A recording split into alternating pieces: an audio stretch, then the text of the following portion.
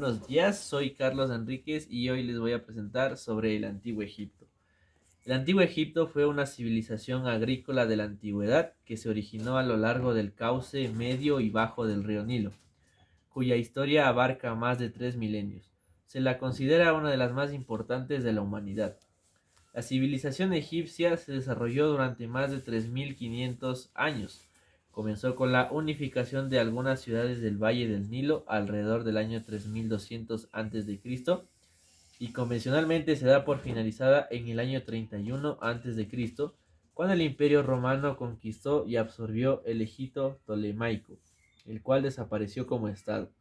Este acontecimiento no representó el primer periodo de dominación extranjera en Egipto, pero condujo a una transformación gradual en la vida política y religiosa del Valle del Nilo, marcando así el final del desarrollo independiente de su identidad cultural. Las pirámides. Las pirámides de Egipto son, de todos los vestigios legados por los egipcios de la antigüedad, los más portentosos y emblemáticos reconocidos, construidas como criptas reales para los faraones desde el año 2700 a.C., con bloques de piedra revestidos de caliza.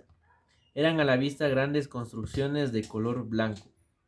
Las pirámides muestran para su época el gran conocimiento de los técnicos egipcios y la capacidad organizativa necesaria para construir tales monumentos con medios muy simples, pero nada parece indicar que hiciera falta una tecnología muy superior a la que disponían los egipcios, representados por ingenios de madera, trineos, y como no conocieron la rueda hasta el Imperio Medio, rodillos de madera y rampas. Esfinges. Esfinges es el nombre helenizado de un ser fabuloso que suele representar generalmente como un león recostado con cabeza humana. Fueron ideadas por los antiguos egipcios y forman parte de su compleja mitología. Algunas esculturas de esfinges fueron construidas en frentes de un templo en base a la creencia de que cobraban vida y protegían al templo por la noche. Las esfinges eran símbolos de la realeza, ya que representaban la fuerza y el poder del león y la vida después de la muerte, motivo por el que aparecen en muchas tumbas en forma de relieve. La mayor y una de las más antiguas representaciones escultóricas es la gran esfinge que se encuentra en Giza. En los últimos periodos fue habitual situar esfinges a ambos lados de las avenidas que conducían a los templos. Dioses. Las deidades del antiguo Egipto representaban a las fuerzas y fenómenos naturales, y los egipcios los apoyaban y calmaban a través de ofrendas y rituales, de modo que estas fuerzas continuaran con sus funciones de acuerdo a la Ma'at o el orden divino. Después de la fundación del Estado egipcio alrededor del 3100 a.C., la autoridad para realizar estas tareas era controlada por el faraón, quien decía ser el representante de los dioses y quien gestionaba los templos donde los rituales eran llevados a cabo. En épocas diferentes, varios dioses ocuparon la posición más alta en la sociedad divina, incluyendo a la deidad solar Ra, el misterioso dios Amón y la diosa madre Isis. Usualmente se le acreditaba la creación del mundo a la deidad más alta y frecuentemente se conectaba con el poder para dar vida del sol. Escritura. La escritura que practicaban los egipcios fueron los jeroglíficos. La escritura jeroglífica constituyó probablemente el sistema organizado de escritura más antiguo del mundo y era utilizado principalmente para inscripciones oficiales en las paredes de templos y tumbas. Con el tiempo evolucionó hacia formas más simples, como el hierático, una variable más cursiva que se podía pintar en papiros o placas de barro. Y aún más tarde, y debido a la creciente influencia griega con el cercano oriente, la escritura evolucionó hacia el demótico, fase en que los jeroglíficos primigenios figuran bastante estilizados, produciendo la inclusión de algunos signos griegos en la escritura. Faraón. Faraón era el título dado al rey del antiguo Egipto. Para los antiguos egipcios, el primer faraón fue Narmer, denominado Menes por Manetón, quien gobernó hacia el año 3150 a.C. El último faraón fue Cleopatra, de ascendencia helénica, que reinó del año 51 al año 30 a.C. Los faraones fueron considerados seres casi divinos durante las primeras dinastías y eran identificados con el dios Horus. A partir de la dinastía 5 también eran hijos del dios Ra. Normalmente no fueron deificados en vida. Era tras su muerte cuando el faraón se fusionaba con la deidad Osiris y adquiría la inmortalidad y una categoría divina, siendo entonces venerados como un dios más en los templos. Los sacerdotes. En el antiguo Egipto existió una estructura sacerdotal centralizada, pues cada divinidad poseía un grupo de hombres o mujeres dedicadas a su culto. El faraón era el primero de los sacerdotes. Nombraba a los que debían dirigir los santuarios más importantes por la necesidad de controlar al poderoso clero, donde se sucedían las dinastías de sacerdotes y los cargos sacerdotales se heredaban de padres a hijos. El sacerdote recién investido debía justificar sólidos conocimientos de teología, medicina y astronomía. En particular, los sacerdotes de Ra tenían una gran reputación de tener grandes conocimientos del cielo.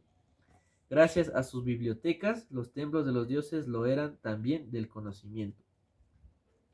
Ritos funerarios.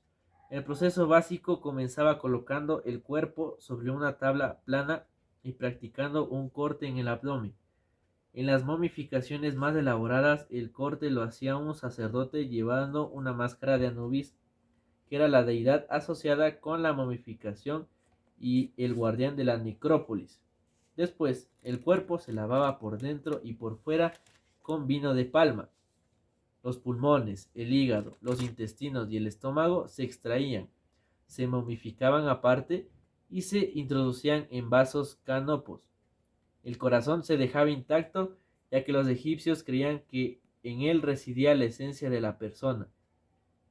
Dado que los antiguos egipcios no conocían la función cognitiva del cerebro, lo extraían rompiendo la delgada capa del hueso que separa la cavidad nasal y la craneal. Para conseguirlo, introducían una vara en forma de garfio por la nariz, agitando el cerebro hasta que se volvía líquido y se vertía a través de la nariz. Después, limpiaban la cavidad craneal con lino y la cubrían con resina caliente para sellarla. Medicina. Los médicos de Egipto se educaban en escuelas especiales, las casas de la vida, como las de Sais y Heliópolis. La medicina era gratuita y estaba vinculada a los templos. En ella se realizaban los cuidados especiales a los enfermeros y se formaba especialmente a médicos por medio de prácticas controladas por los sacerdotes, prácticas que luego aquellos ejercían con la clientela. Los médicos egipcios clasificaron las enfermedades en las de causas manifiestas como los traumatismos y de las causas desconocidas atribuidas a los dioses o a espíritus malignos. La higiene de los médicos y de la medicina egipcia, el baño corporal, el aseo y buena presentación del médico era tomada muy en cuenta por los pacientes y el gobierno. El dios de la medicina egipcia, Imhotep, fue un personaje real divinizado de la tercera dinastía Gesira, que volvió hacia el año 3000 a.C. Se cree que era el médico más antiguo conocido. Astrología.